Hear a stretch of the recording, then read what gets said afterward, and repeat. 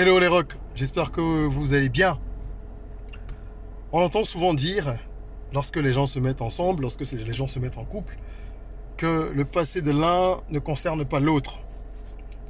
Qu'il ne faut pas chercher à creuser, que le passé appartient au passé, ou que ce qui compte c'est uniquement l'avenir. Et qu'il faut prendre les gens tels qu'ils sont quand on les rencontre sans porter de jugement.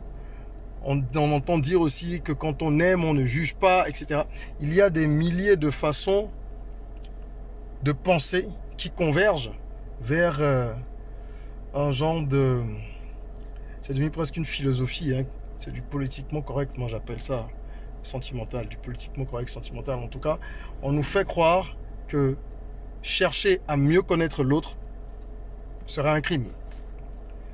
Je ne suis pas de cet avis et je ne vous conseille pas de pousser une relation avec une personne lorsque c'est une relation sérieuse sans chercher à connaître cette personne. Et pour connaître quelqu'un, je pense qu'on regarde aussi son passé. Lorsque vous postulez pour un emploi, on vous demande votre CV. C'est pour voir l'historique. Votre parcours professionnel, il a été jalonné de quoi? Qu'est-ce que vous avez fait? Et on vous demande, par exemple, lorsqu'on voit un vide de 2 ou 3 ans dans un CV, qu'avez-vous fait pendant ce temps? Pourquoi il y a ce vide-là? Ce n'est pas pour vous juger forcément, ce n'est pas pour vous dire que c'est mal ou que c'est bien, c'est pour comprendre qui vous êtes, quelle est votre histoire. Je pense, permettez-moi l'analogie, je pense que c'est la même chose dans les relations humaines. Et dans les relations sentimentales, c'est encore plus important. Je connais un jeune couple qui avait, à mon avis, c'est des gens que je fréquentais, donc que je connaissais d'assez près, qui avait, à mon avis, tout ce qu'il faut pour réussir une vie de couple, une vie sentimentale. En tout cas, ils se donnaient vraiment les moyens. C'est un couple comme tous les autres qui connaissaient des difficultés, mais ils faisaient beaucoup d'efforts, aussi bien la femme que l'homme, pour préserver leur relation, pour construire un cocon agréable pour leurs enfants et tout ça.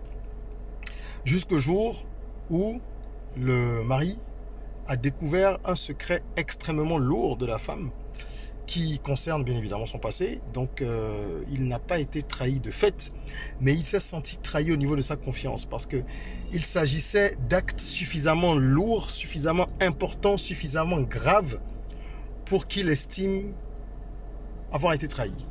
Pour lui, elle aurait dû lui en parler. Et j'ai compris un peu ce monsieur. Ça aurait été dans l'autre sens, j'aurais compris. Ça aurait été une femme pareille, j'aurais compris. Si vous rencontrez quelqu'un qui a fait de la prison parce qu'il a commis un meurtre auparavant, je pense que vous voudriez le savoir. Libre à vous après d'estimer que ça ne change en rien les sentiments que vous avez pour cette personne ou que ça n'empêche pas, ça n'enlève pas à cette personne la possibilité d'avoir changé. On est d'accord? Mais vous voudriez quand même le savoir, je pense. Plutôt que de le découvrir un jour au détour d'une conversation ou dans un journal, je pense que c'est plus humiliant et que ça tue le lien que vous avez créé, un lien qui est soutenu par la confiance. C'est mon avis. Et je crois que c'est pareil, un homme qui sort avec une femme qui a peut-être eu un lifestyle, un style de vie particulier par le passé, il voudrait le savoir, je crois. Moi, je connais des gens qui ont épousé d'anciennes prostituées. Ça ne les a pas dérangés. Ils ont décidé qu'ils aimaient ces femmes et qu'ils étaient prêts à vivre avec elles. Il n'y a pas qu'au cinéma, dans Pretty Woman, que ça se passe dans la réalité.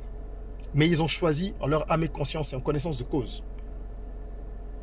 Et je connais des gens qui, pour des actes beaucoup moins, on va dire, je dirais pas critiquables, mais mineurs, se sont séparés parce qu'ils ont estimé qu'ils étaient trahis. Alors, lorsque vous vous mettez ensemble, de grâce, lorsque ça devient sérieux ou que vous voulez que ce soit sérieux, prenez la peine de vous asseoir et racontez-vous un certain nombre de choses. Il ne s'agit pas de dire on est resté ensemble 15 ans avant de se marier. Si vous restez ensemble 15 ans et que vous ne vous parlez pas, ça ne sert à rien. Vous pouvez rester ensemble 6 mois, 1 an et avoir partagé plus de choses que les gens qui sont restés plus longtemps ensemble. Dites-vous la vérité. Quels sont les secrets et les charges que vous portez? Est-ce que le partenaire est prêt à les porter avec vous? Est-ce que ces croix-là, il les veut? Est-ce qu'il est capable de les supporter? Sinon, si c'est pour que vous vous détruisiez quelques semaines, quelques mois, quelques années plus tard, quand les choses finissent par se savoir, parce que ça se sait toujours, ça ne sert à rien. Voilà, je voulais partager un peu ça avec vous. Faisons en sorte d'être honnêtes les uns avec les autres, surtout en amitié et en amour. Rêvons, osons, créons, soyons rock.